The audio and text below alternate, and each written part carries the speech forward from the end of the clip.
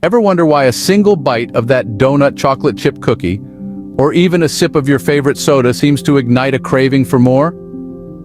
Why does the brain seem to be in a perpetual love affair with sugar?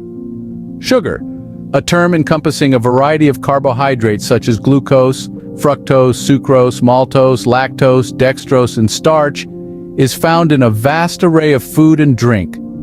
It's not only present in the obvious sweets and desserts, but also concealed in seemingly healthy foods like tomato sauce, yogurt, flavored waters, or granola bars.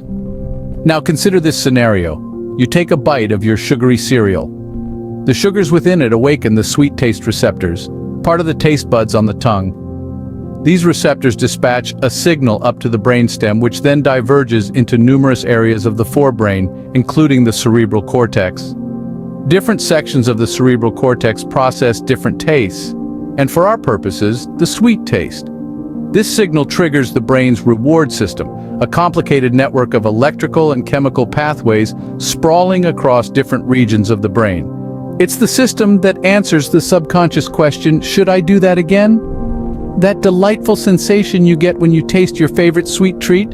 That's your reward system responding with a resounding yes.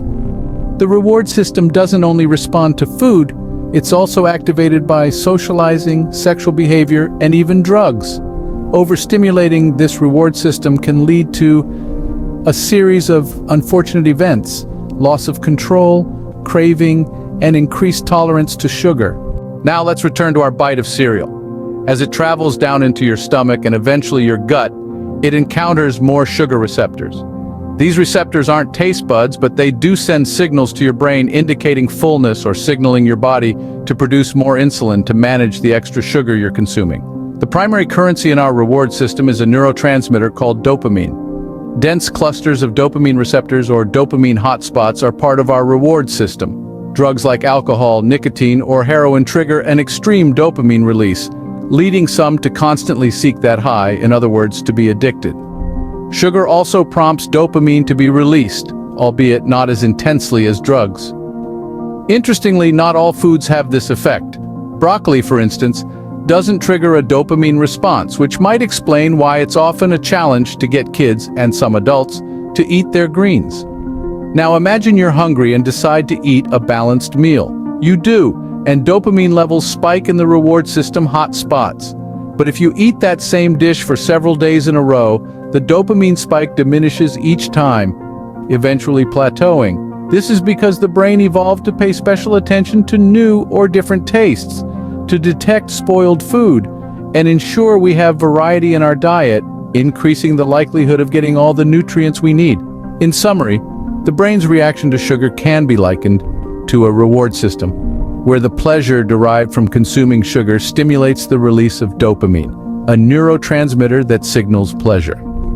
This process can lead to cravings and an increased tolerance for sugar, highlighting the addictive nature of sugar.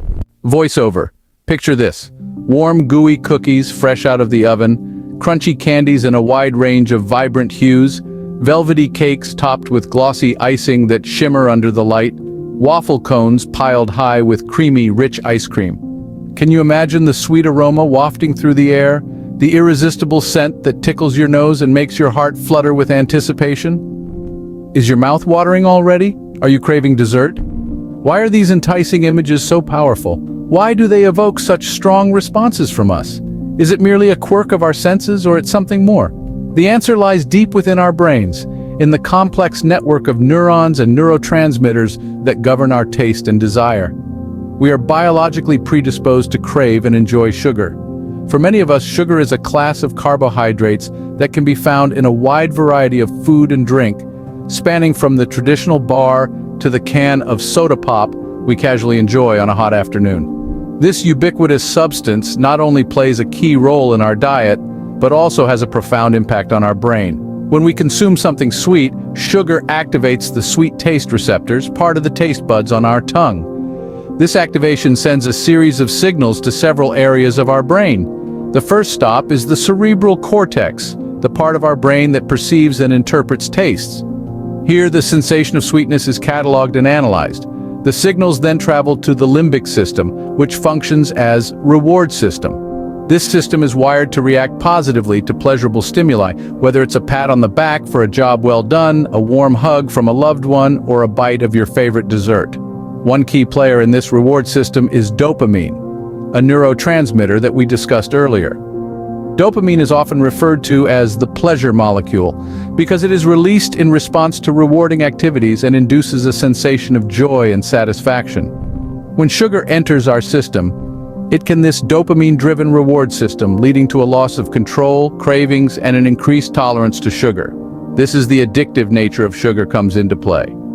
Interestingly, the dopamine response to sugar-rich food is significantly stronger than the response to healthy, balanced meals. This means that the more sugar we consume, the more our brain becomes conditioned to crave these high-calorie foods. It's like training a pet. The more you reward a behavior, the more ingrained it becomes. Over time, this can lead to a vicious cycle of sugar cravings and binges. And just like any addiction, breaking free from it requires time, effort, and a lot of willpower. Overconsumption of sugar can have addictive effects on the brain, mirroring the effects of certain drugs. However, this isn't to say that we should completely eliminate sugar from our diets. After all, sugar isn't inherently evil. In fact, our bodies need a certain amount of sugar to function properly. It's when the scales tip towards overindulgence and addiction that we need to be careful. But don't worry, a wedge of cake or a scoop of ice cream once in a while won't hurt you. It's all about balance, moderation. After all, our brains are wired to enjoy the sweet things in life. Like most things, it's best to enjoy sugar in moderation. It's the scales tip towards overindulgence and addiction that we need to be careful. So keep calm, enjoy your sweets while being mindful of your consumption, and remember, it's all about balance.